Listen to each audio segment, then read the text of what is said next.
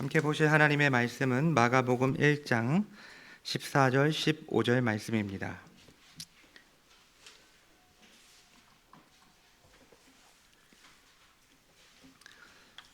마가복음 1장 14절 15절 말씀 같이 한 목소리로 읽도록 하겠습니다. 요한이 잡힌 후 예수께서 갈릴리에 오셔서 하나님의 복음을 전파하여 이르시되 때가 찼고 하나님의 나라가 가까이 왔으니 회개하고 복음을 믿으라 하시더라. 아멘. 지난 시간까지 우리는 다양한 각도에서 그리고 성경이 말하고 있는 다양한 비유, 다양한 이미지를 통해서 이 교회가 어떠한 공동체인지 그리고 교회가 어떠한 특성을 가지고 있는지에 대해서 함께 살펴보았습니다.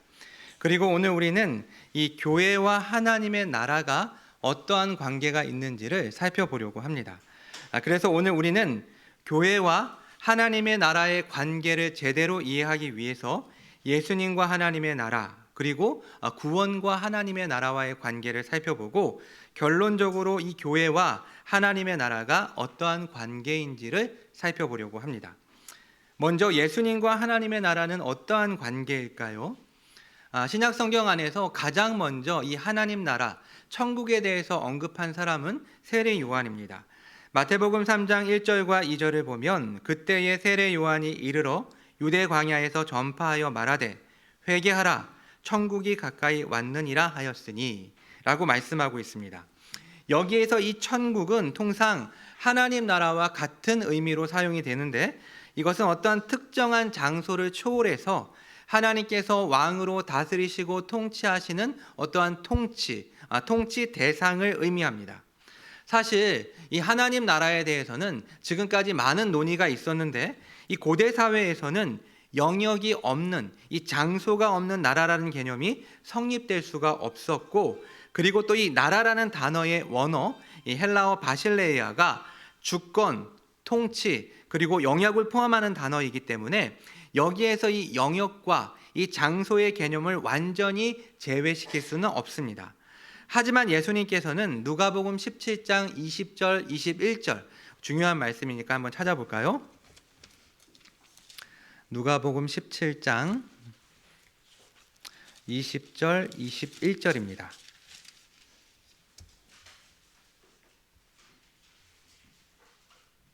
같이 한 목소리로 읽어보겠습니다.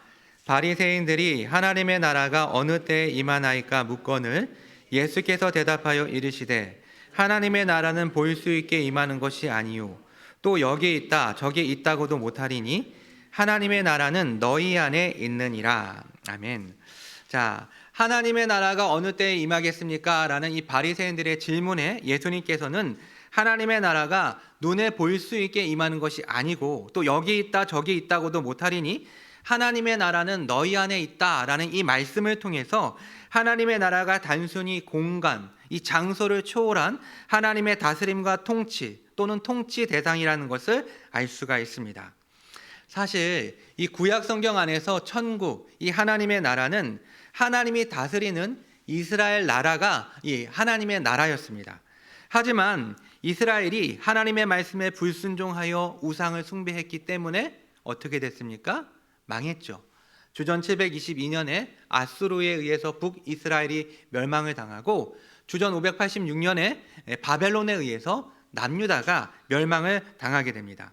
그래서 유대인들은 이 하나님의 통치를 미래에 있게 될 이 이스라엘 나라의 회복으로 이해했습니다. 그래서 그들은 다윗과 같은 메시아, 이 정치적인 뛰어난 탁월한 지도자가 나타나서 다시 그 영광스러웠던 이스라엘을 회복시킬 거라는 소망을 가지고 있었습니다. 하지만 요한이 선포한 이 천국, 이 하나님의 나라는 하나님으로부터 위임받은 왕, 예수 그리스도로 말미암아 이 세상에 나타날 하나님의 영적 통치로서 예수님의 이름의 뜻이 계시하고 있는 것처럼 이제 자기 백성을 저희의 죄로부터 구원하는 것을 의미합니다. 그런데 이 천국은 예수님의 초림으로부터 시작되고 또 예수님의 재림으로 완성되기 때문에 요한은 천국이 가까이 왔다라고 선포한 것입니다. 자, 그리고 이 세례 요한 이후에 등장하신 예수님 또한 이 천국에 대해서 말씀하셨습니다. 아니, 예수님의 사역의 주제, 예수님의 가르침과 예수님의 설교의 주제는 단연 하나님 나라였습니다. 따라서 우리는 하나님 나라를 제대로 이해하기 위해서 예수님의 공생애를 살펴봐야 합니다. 예수님께서는 가장 먼저 하나님 나라에 대해서 말씀하시면서 사역의 포문을 열으셨습니다. 오늘 본문 말씀 다시 한번 읽어보도록 하겠습니다.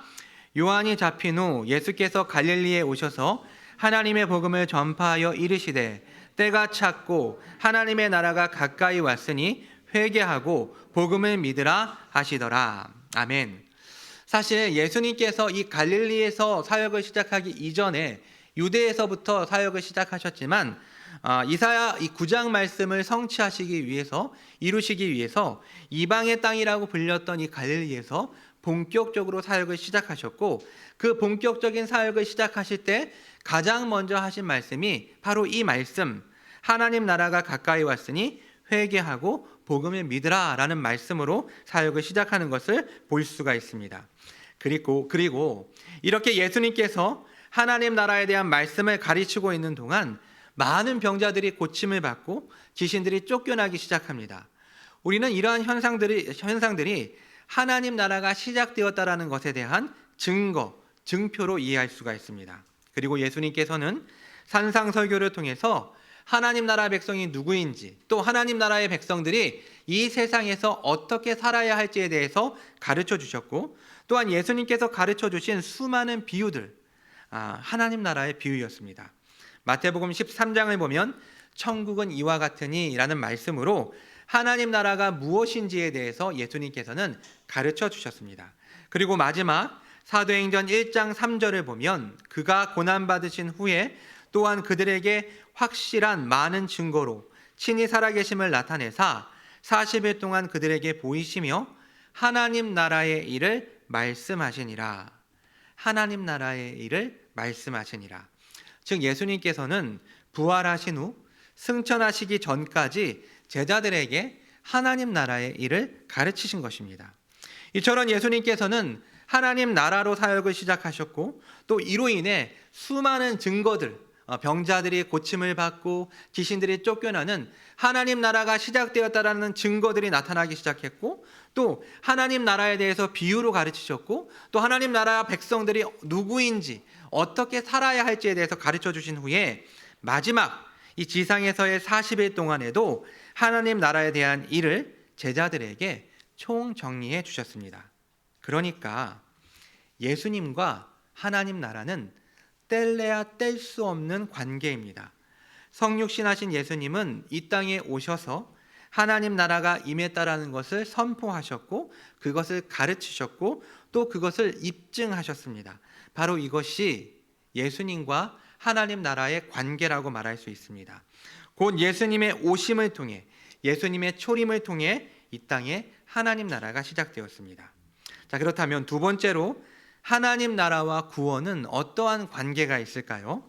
오늘 본문 마가복음 1장 15절을 보면 하나님 나라가 가까이 왔으니 회개하고 복음을 믿으라 라고 말씀하고 있지만 이 병행 본문인 마태복음 4장 17절을 보면 이때부터 예수께서 비로소 전파하여 이르시되 회개하라 천국이 가까이 왔느니라 하시더라.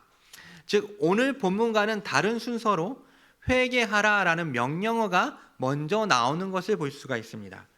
과연 무엇이 먼저일까요? 회개하는 것이 먼저일까요? 아니면 하나님 나라가 오는 것이 먼저일까요? 분명한 것은 회개를 해서 하나님 나라를 가져오는 것이 아닙니다. 하나님 나라가 왔기 때문에 회개를 하는 것입니다. 그래서 회개는 하나님 나라가 가까이 왔기 때문에 마땅히 사람들이 보여야 할 태도, 자세라고 말할 수 있습니다. 왜 그럴까요? 그래야 그 나라에 들어갈 수 있기 때문입니다. 이 개념을 구원사적으로 한번 정리해 보도록 하겠습니다. 하나님께서는 보시기에 좋은, 보시기에 선한 세상을 만드셨고 그 가운데 하나님의 형상대로 인간을 창조하시고 인간에게 만물을 다스리는 권세를 주셨습니다. 이것이 문화명령이라고 하는데 창세기 1장 28절을 보면 하나님이 그들에게 복을 주시며 하나님이 그들에게 이르시되 생육하고 번성하여 땅에 충만하라. 땅을 정복하라. 바다의 물고기와 하늘의 새와 땅에 움직이는 모든 생물을 다스려라 라고 하나님께서 명령하셨습니다. 그런데 인간은 하나님의 말씀에 불순종함으로 타락하게 되었고, 인간의 타락으로 인해 하나님과 인간과의 관계, 인간과 인간과의 관계, 인간과 자연과의 관계가 모두 단절되고 훼손되고 왜곡되었습니다. 여러분, 타락 이전의 상태, 하나님과 인간과의 관계, 인간과 인간과의 관계, 인간과 자연과의 관계는 아름답고 선하고 정말 최고의 교제를 누리고 있는 샬롬의 상태였습니다. 하지만 인간이 타락함으로 죄가 이 세상에 들어오게 됐고, 이 세 가지의 관계들이 다 깨어지면서 엔샬롬의 상태가 샬롬이 없는 상태가 되어버린 것입니다. 그러나 하나님께서는 인간의 죄와 비찬 가운데 내버려 두시지 않고 구원 계획을 세우셨는데, 바로 창세기 3장 15절로 시작된 복음, 곧 여자의 후손을 통해서 인류의 구원 계획을 세우셨고, 이 구약 시대 동안에는 이 약속이 계속해서 갱신되다가 결국에는 인간의 몸을 입고 이 땅에 오신 여자의 후손 예수 그리스도를 통해 이 약속이 성취되었습니다. 이러한 구속 사역은 오랜 시간 동안 하나님의 지혜롭고 은혜로운 작정 속에서 계획되어서 마침내 성취되었고, 따라서 타락의 모든 관계를 단절시키고 왜곡시켰던 것처럼 예수님을 통해 이루어진 이 구속은 모든 만물을 새롭게 회복시켰습니다. 자, 그렇다면 이 회복이 과연 하나님 나라와 어떠한 관계가 있는 것일까요? 예수님께서 이루신 구속은 단지 우리의 영혼이 죄의 용서를 받고 구원받아 천국 가는 것 이상의 의미를 담고 있습니다. 그래서 요한계시록 21장 5절에 내가 만물을 새롭게 하노라 라는 이 말씀처럼 죄로 인해 단절되고 왜곡된 이 창조의 질서를 전 우주적으로 온전히 회복시키는 것을 의미합니다. 결국 예수님을 통한 인간의 구원을 통해 이제 모든 관계가 본래 창조 당시의 규범대로 정상화되었고, 하나님의 다스림과 통치가 실현되어서 마침내 하나님의 나라가 도래하게 되는 것입니다. 결국 타락 전 충만했던 하나님의 통치가 인간의 타락으로 인해 죄가 들어오고, 죄가 모든 관계를 깨트리고 오염시켜서 이 세상은 신음하고 있었지만, 여기에 구속자 예수 그리스도께서 오셔서 다시 하나님의 다스림과 하나님의 통치가 실현되는 하나님의 나라가 도래하게 된 것입니다. 하지만 이 하나님의 나라는 마치 인간의 구원과 같이 임의와 아직의 긴장성을 가지고 있습니다. 이게 무슨 말일까요? 인간은 예수 그리스도를 믿음으로 죄책으로부터 구원받았지만 그것으로 완전히 끝난 것이 아니라 죄의 영향력으로부터 구원을 받아가고 있고, 결국 앞으로 그 죄 자체로부터 구원을 받게 될 것입니다. 그래서 신자는 이미 구원받았지만 아직 완전하게 구원받은 상태는 아닙니다.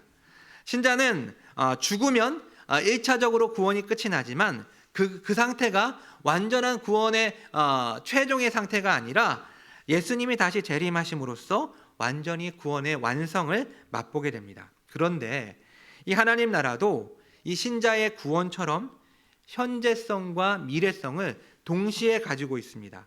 그래서 하나님의 나라는 이미 임했지만 아직 완전히 임하지 않았습니다. 좀 더 부연 설명을 해볼까요? 예수님께서는 하나님 나라의 현재성에 대해서 굉장히 많이 말씀을 하셨습니다. 그래서 하나님 나라가 가까이 왔다라고 맨 처음부터 말씀하셨고, 또한 하나님 나라가 이미 너희에게 임했다라고 말씀하셨습니다. 마태복음 12장 28절을 보면 그러나 내가 하나님의 성령을 힘입어 귀신을 쫓아내는 것이면 하나님의 나라가 이미 너희에게 임하였느니라 라고 말씀하십니다. 이 말은 예수님께서 성령의 능력을 힘입어서 귀신이 쫓겨나는 것을 너희가 보게 될 때 이미 하나님의 나라가 너에게 임했다라는 것을 말씀하고 있는 것입니다. 따라서 누구든지 자신의 죄를 회개하고 예수 그리스도를 믿어서 죄 사함을 받고 하나님의 이 복된 다스리심, 하나님의 이 통치 안에 들어온 사람들은 이미 하나님 나라 안으로 들어오게 된 것입니다. 이뿐만이 아닙니다.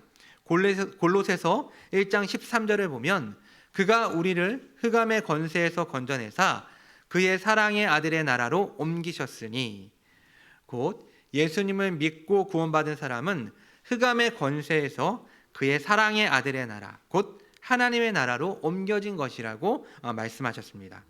이처럼 하나님의 나라는 이미 예수 그리스도를 믿는 신자들의 삶 가운데 이미 임했습니다. 이것이 하나님 나라의 현재성입니다.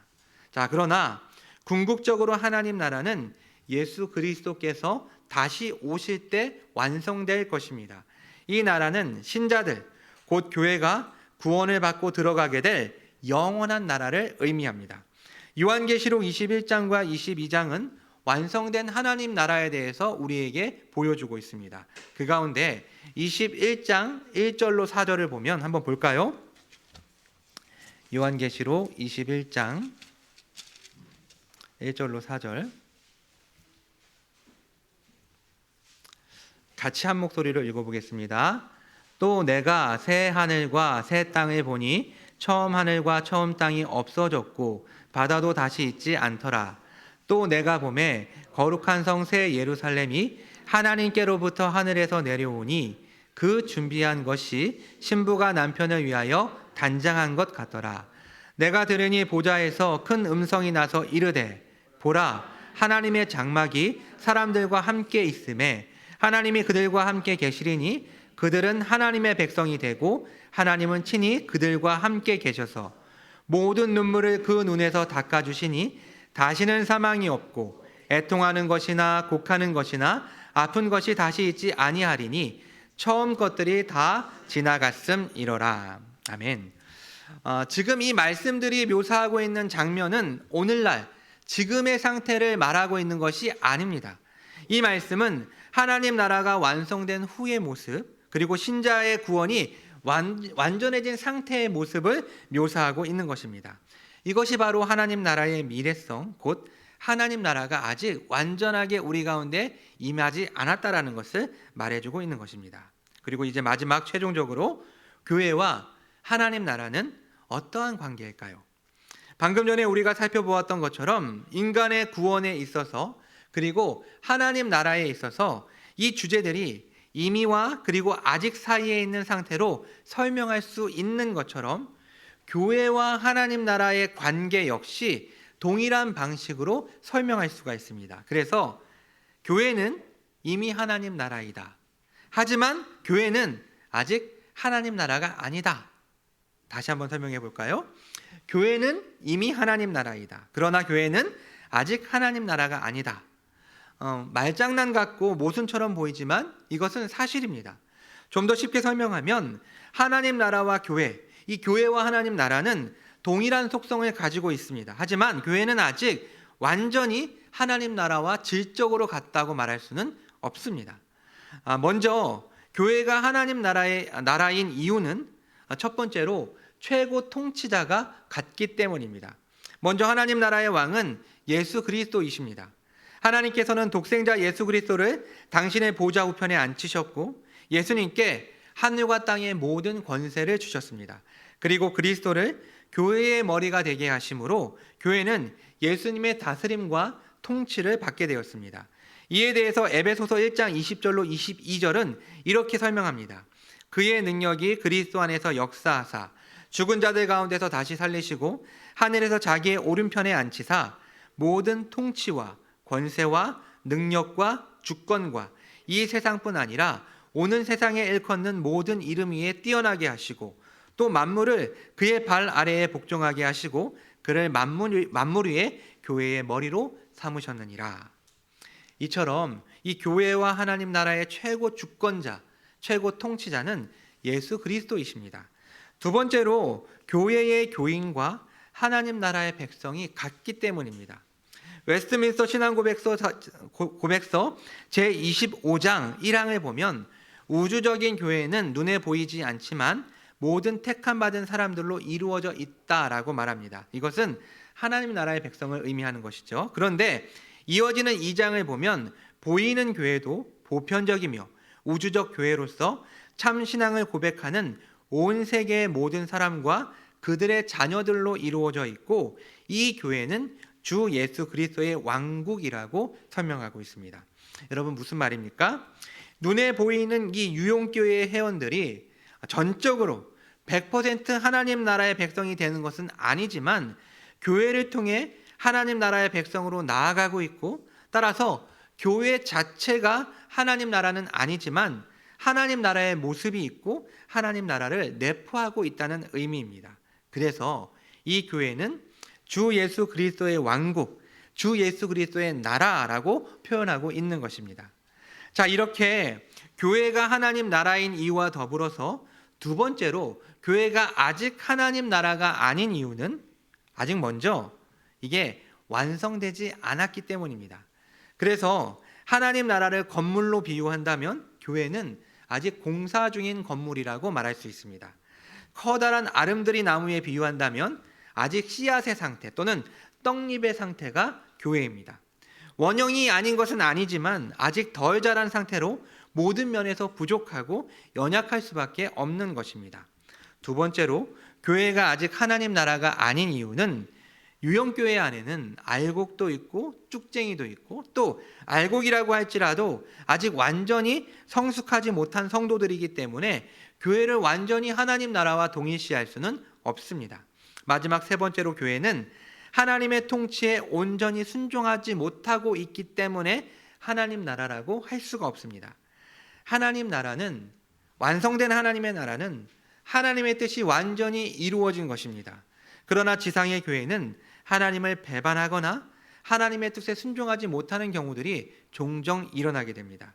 구약 성경에서 이스라엘 백성들은 하나님과 언약을 맺은 하나님 나라였지만 하나님을 버리고 우상 숭배를 하다가 결국 멸망하게 되었는데, 교회도 이러한 경우가 있습니다. 교인들이 하나님보다 세상을 더 사랑하고 하나님보다 돈을 더 좋아하고 하나님의 뜻을 따르기보다 내 마음대로 내 뜻대로 살기를 원한다면 이것은 그 옛날 이스라엘 백성들과 전혀 다를 바가 없고, 이러한 이유로 교회를 하나님 나라와 완전히 동일시할 수는 없습니다. 결국 이 세상에서 교회는 천국으로, 하나님의 나라로 나아갑니다. 이미 예수님의 나라, 하나님의 나라인 교회는 이제 머지않아 완성된 하나님의 나라가 될 것입니다. 자, 그렇다면 우리는 이 사실을 통해서 어떠한 교훈을 얻을 수가 있을까요? 첫 번째는 먼저 교회에 속해야 합니다. 사실 이 자리에 앉아 있는 분들과 또 영상을 통해서 이 설교를 듣고 있는 분들에게는 이 적용이 해당되지 않을 수도 있습니다.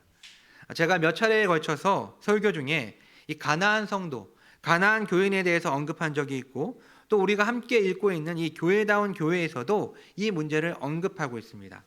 물론 그들은 충분히 공감되는 이유로 교회를 거부하고 교회를 나가지 않고 있습니다. 하지만 그들의 행동, 즉 교회를 거부하고 교회를 나가지 않는 이러한 행동은 전혀 성경적이지 않고, 그 이유가 어떠한 이유가 되었던지 간에 그것은 성경적이지 않고 굉장히 무지한 행동이라고 말할 수 있습니다. 웨스트민스터 신앙고백서 제25장 2항을 보면 이 교회 밖에서는 구원받을 수 있는 통상적인 가능성이 전혀 없다라고 진술하고 있습니다.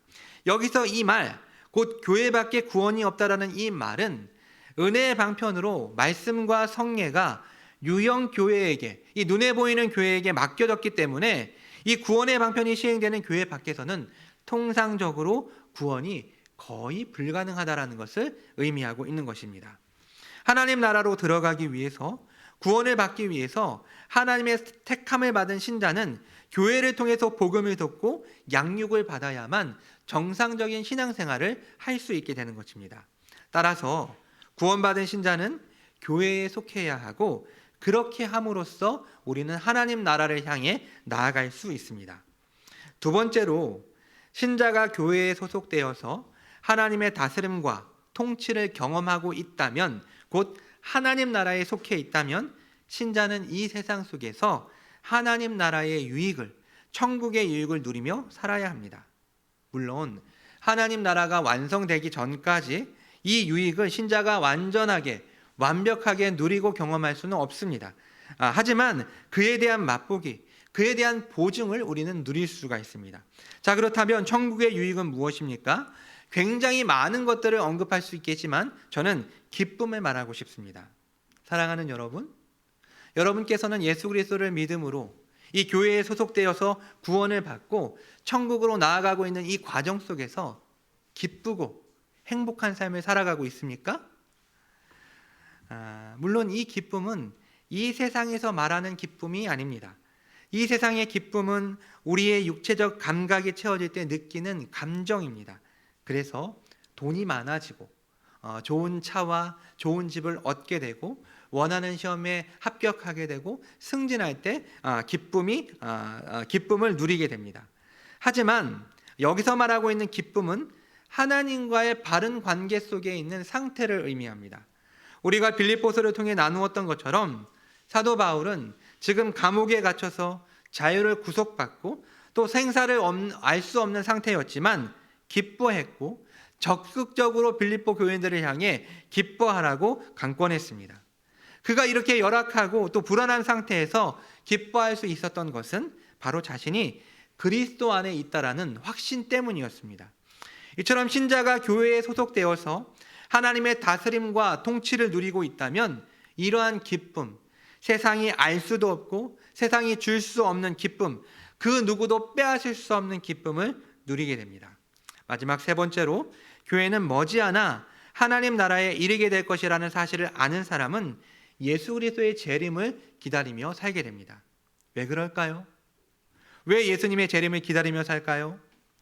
예수님이 재림하셔야만 신자의 구원이 완성될 수 있기 때문입니다. 물론 주님이 다시 오시기 전까지 이 세상을 떠나는 신자들은 죽는 순간 그 영혼이 그 즉시 영화롭게 되어서 주님의 품에 안기지만 육신은 그리스도와 연합하여서 이 땅에서 쉬게 됩니다. 주님의 품에 안긴 신자의 영혼은 구름같이 허다한 믿음의 선배들과 그리고 우리 주님과 함께 행복한 시간을 누리게 될 것입니다. 하지만 이러한 상태가, 이 낙원에 있는 상태가 구원이 완전히 성취되고 완성된 상태는 아닙니다. 예수님께서 재림하실 때 요한복음 5장 29절의 말씀처럼 선한 일을 행한 자는 생명의 부활로, 악한 일을 행한 자는 심판의 부활로 나오게 됩니다. 곧 예수님의 재림과 함께 신자는 예수님처럼 예수님과 같이 부활한 몸이 되어서 비로소 구원의 완성을 이루게 됩니다. 그리고 이때부터 하나님의 완전한 다스림과 통치가 이루어지는 영원한 나라, 곧 새하늘과 새 땅이 시작되기 때문에 신자는 예수 그리스도의 재림을 기다릴 수밖에 없습니다. 그리고 우리가 빼놓을 수 없는 이유, 이때 보편교회, 즉 과거와 현재와 미래에 하나님으로부터 택함 받은 모든 신자들이 한자리에 모여서 삼위 하나님을 노래하고 삼위 하나님을 예배하기 때문에 결국 신자의 예수 그리스도의 재림은 새 창조의 완성과 새 시대와 영원한 예배의 시작점이기 때문에 신자의 기도의 첫 번째 기도 제목이 되는 것입니다. 사랑하는 여러분, 이 지상의 교회는 많이 부족합니다. 많이 부족하고 연약하기 때문에 이리저리 채이기도 하고 욕을 먹기도 합니다. 하지만 이러한 교회를 통해 우리는 하나님 나라로 나아갈 수 있습니다. 혹 주변에 하나님을 믿는다고 말하면서도 교회를 거부하는 분들이 있다면 그분들이 교회에 나갈 수 있도록 기도하고 권면하십시오. 혹 나 자신이 이 교회에 대한 회의를 가지고 있다면 오늘 말씀을 통해서 교회가 얼마나 우리에게 중요한 것인지를 깨닫고 교회를 허락하신 주님께 감사하면서 교회를 중심으로 열심히 신앙생활을 하십시오. 교회는 하나님 나라를 반영하고 교회는 하나님 나라에 속해 있습니다. 따라서 완전하지는 않지만 우리는 교회를 통해 하나님 나라의 유익을 얻을 수가 있습니다. 그 가운데 우리는 오늘 기쁨에 대해서 나누었습니다. 그리스도가 내 안에, 내가 그리스도 안에, 곧 내가 그리스도와 연합되었기 때문에 우리는 참된 기쁨을 누릴 수가 있습니다. 세상이 주는 유사 기쁨에 속아서 나 자신이 불행한 사람이라고 생각하지 마십시오. 내 안에 예수 그리스도가 있다면 내 삶 속에 하나님의 다스리심과 하나님의 통치하심이 있는 것이고 내가 지금 하나님 나라 안에 있는 것이고 결국 우리의 삶은 망하지 않고 패배하지 않고 영광스러운 승리를 얻게 될 것입니다. 마라나타, 예수님의 다시 오심을 기대하고 소망하는 우리의 삶이 되었으면 좋겠습니다. 이 날이 기다려지는 이유는 무엇입니까? 그저 이 힘든 세상을 끝마칠 수 있기 때문이 아니라 이 날에 우리의 구원이 완성되고 이 날에 영원한 하나님의 통치와 다스림이 시작되고 이 날에 우리가 영원토록 하나님을 예배할 수 있는 날이 시작되기 때문에 신자는 마땅히 이 예수 그리스도의 재림을 기대하고 소망하며 살아야 합니다. 바라기는 오늘 우리에게 주신 이 교회와 하나님 나라에 대한 이해 속에서 무엇보다도 가장 핵심이라 말할 수 있는 예수 그리스도의 재림을 기대하고 소망하는 우리 모두가 되었으면 좋겠습니다. 함께 기도하겠습니다.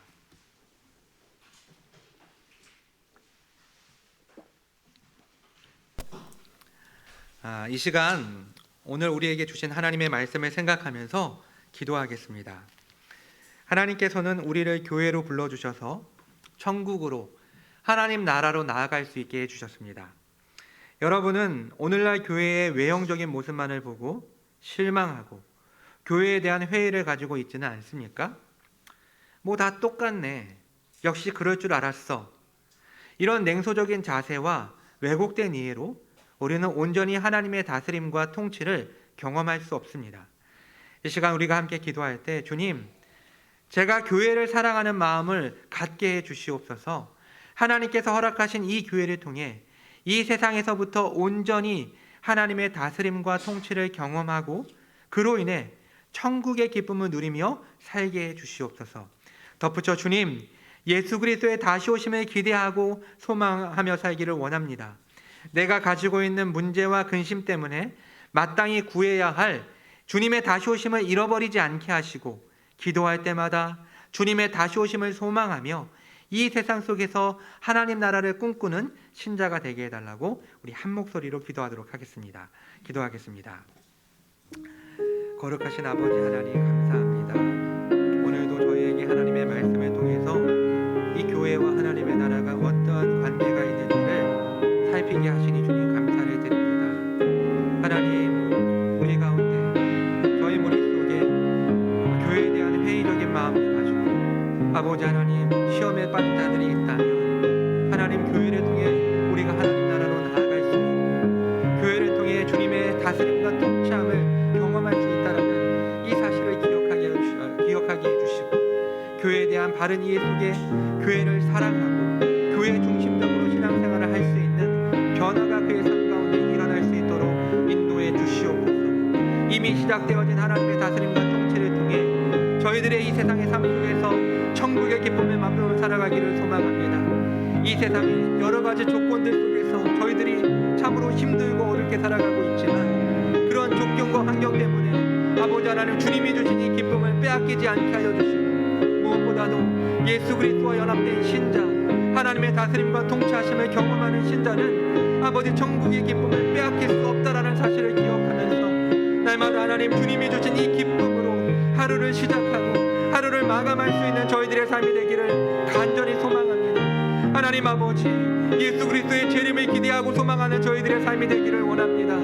하나님 아버지, 여러 가지 문제들 속에서 저희가 이 기도 제목을 놓치지 않게 하여 주시고 저희가 기도할 때마다 주님의 다시 오심을 통해서 이루어지게 될 그 저희의 구원의 완성과 아버지 영원한 하나님의 나라의 시작과 또 영원한 예배의 시작을 저희가 기대하고 꿈꾸면서 항상 기도할 때마다 아버지 주님의 오심을 다시 오심을 기도하는 하나님의 거룩한 백성들이 될 수 있도록 은혜를 베풀어 주시옵소서.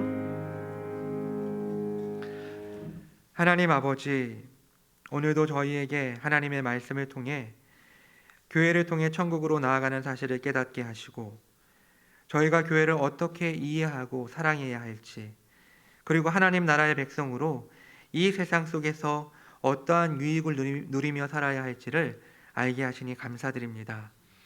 하나님 나라라는 주제가 막연하게 느껴질 수도 있지만 이것이 지금 예수 그리스도를 믿고 있는 나 자신의 삶 속에서 이루어지고 있음을 깨닫게 하시고 궁극적인 완성을 가져다 줄 예수 그리스도의 재림을 기대하고 소망하는 참된 신자의 삶이 될 수 있도록 인도해 주시옵소서. 이 모든 말씀 예수님의 이름으로 기도합니다. 아멘.